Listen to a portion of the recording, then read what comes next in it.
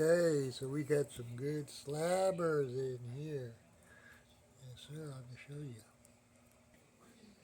So there you go. Those are the specs I got yesterday.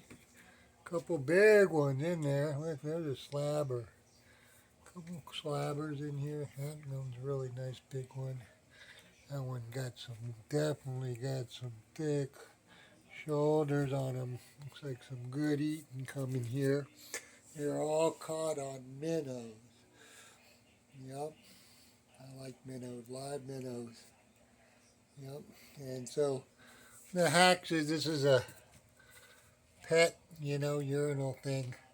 I kind of like to lay them out onto a pet thing. It absorbs the water and such pretty good. And then you can throw the whole thing away, so it's kind of a good hack for cleaning. Yep, and some nice fish. Yep, big, excellent eating.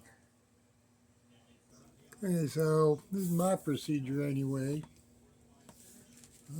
First I'll turn them on the side, and right underneath the fin you want to cut them and get up underneath that head good, because there's a lot of meat up in there. Cut it all the way down, and then take it and